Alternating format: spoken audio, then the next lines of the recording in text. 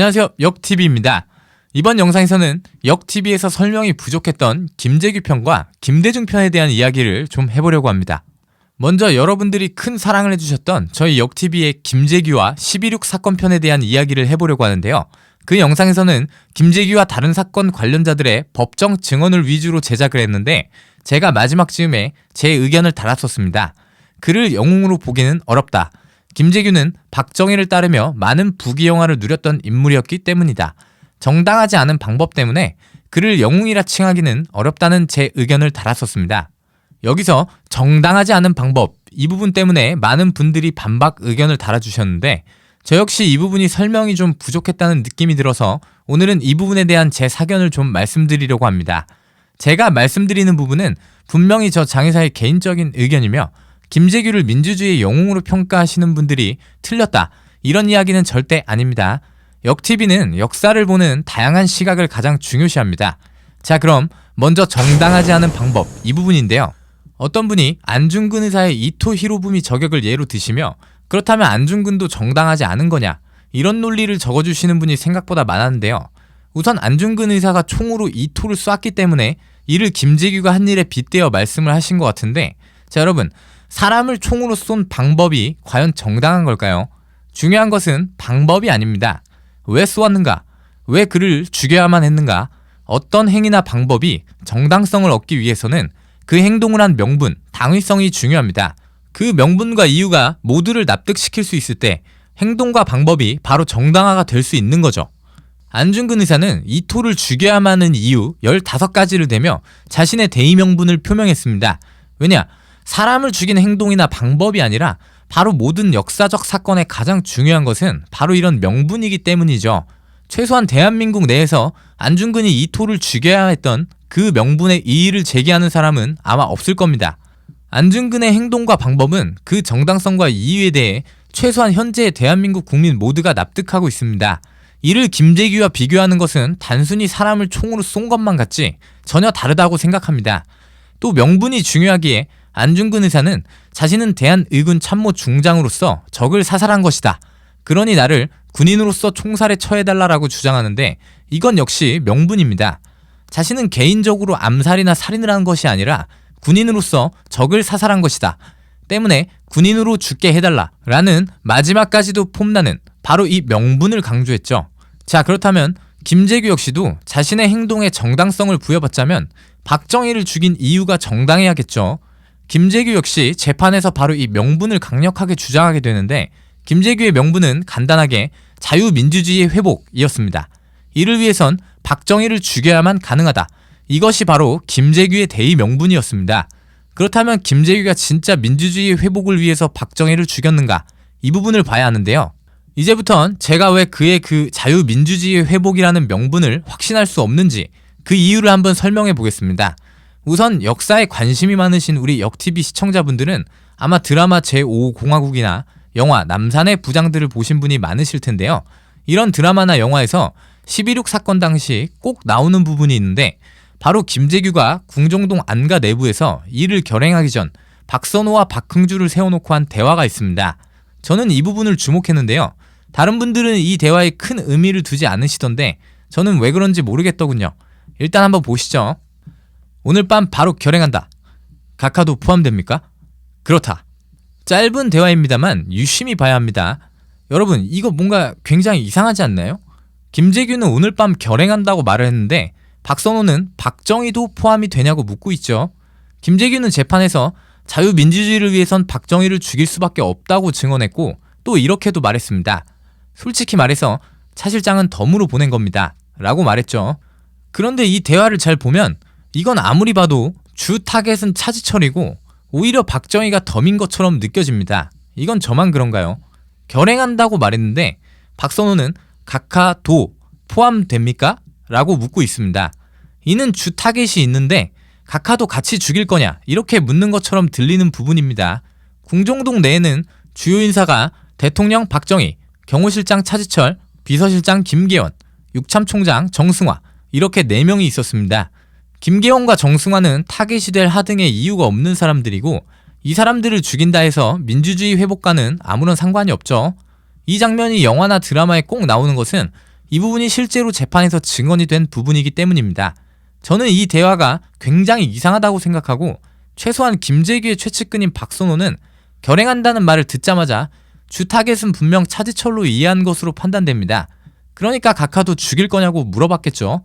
만약 김재규가 평소에 악감정으로 차지철을 죽이는 게 주 목적이었고 그를 감싸고 도는 박정희를 죽인 거라면 당연히 자유민주주의 회복이라는 명분은 단순히 그의 살인을 덮으려는 나무방패에 불과하게 됩니다. 때문에 그는 재판에서는 철저하게 나는 자유민주주의 회복을 위해 박정희를 죽였고 그에 부역하는 차지철은 덤으로 보낸 것이라 주장한 것이라고 생각합니다. 이어지는 두 번째 이유는 바로 그가 김영욱을 죽였기 때문입니다. 김영욱은 아시다시피 박정희와 박정희 정권을 타도하기 위해 일어선 사람입니다. 누구보다도 박정희에게 충성하던 그였지만 나중에는 박정희를 타도하기 위해 움직이게 되죠. 남산의 부장들에서 나오듯 김영욱을 죽인 것은 사실상 중앙정보부라는 것이 거의 99% 확실합니다. 그렇다면 김영욱을 죽이는 것을 주도한 실질적인 인물은 중앙정보부장인 김재규라고 봐야겠죠. 김영욱이 들고 일어난 것은 11.6이 일어나기 바로 직전입니다. 그가 죽은 것도 11.6 바로 전이고요. 그런데 박정희를 타도하기 위해 일어선 그를 김재규가 나서서 죽입니다. 즉 그는 11.6이 일어나기 바로 직전까지도 박정희 정권을 위해 충성을 다하는 모습을 보여준다는 거죠. 그런데 그러고 얼마 지나지 않아 그는 자신이 충성하던 독재자를 총으로 쏘게 됩니다. 이것도 납득하기 어려운 부분인 것 같습니다. 한 달 전까지만 해도 박정희 정권을 위해 충성을 다했던 사람이 한 달 후에 갑자기 마음을 바꿔 자신이 충성하던 사람을 자유민주주의를 위해 죽였다라고 하는 명분이 과연 이게 확실하다고 할 수 있는지 저로서는 확신이 들지 않았습니다. 세 번째 이유는 복합적인데 앞서 말했듯 김재규는 독재를 따르며 많은 부귀영화를 누린 사람이었습니다.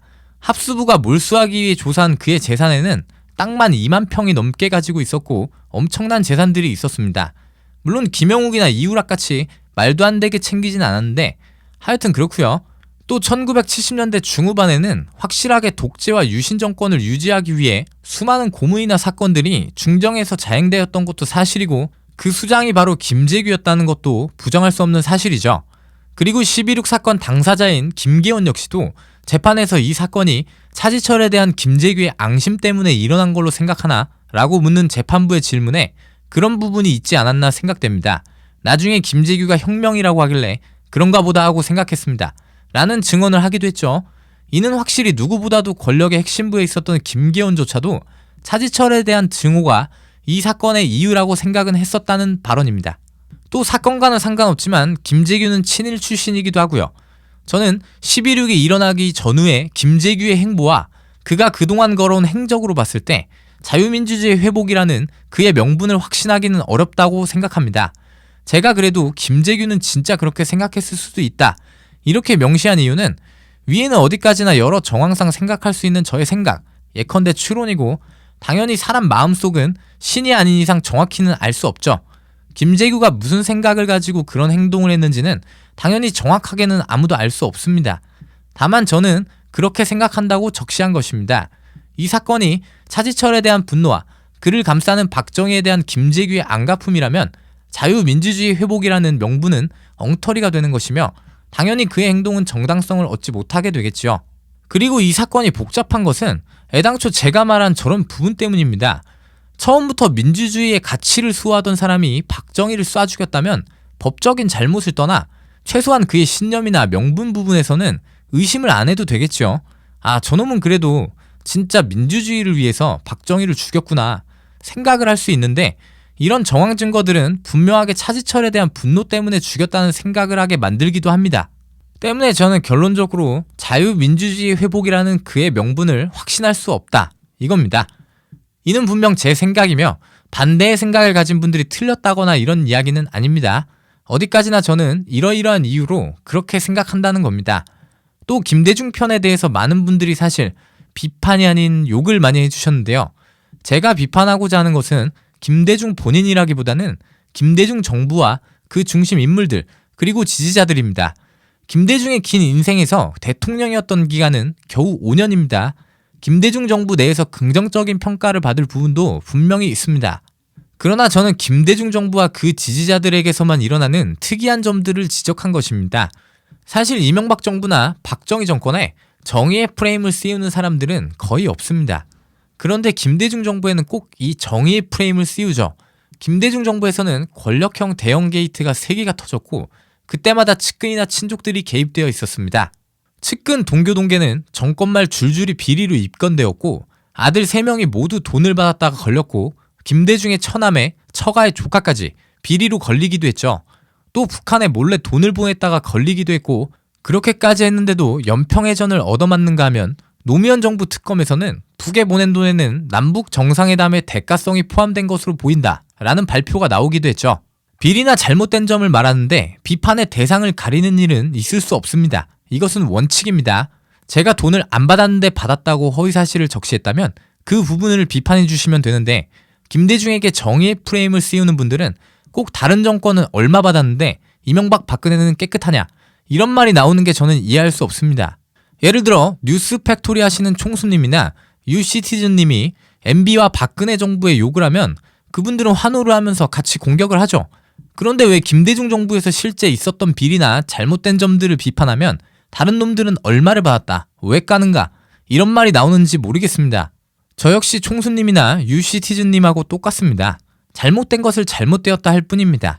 거기에 허위사실이 적시돼 있다면 그걸 비난을 하시면 되는데 왜 다른 정부를 이야기하는지 모르겠습니다. 유독 김대중 정부에 대해서만 이런 현상이 일어납니다. 왜 김대중 정부를 비판하는 것이 다른 정부는 정의롭다는 뜻으로 해석을 할까요? 누가 얼마를 받아먹었든 그렇다고 해서 김대중 정부의 비리들이 정당화가 되나요?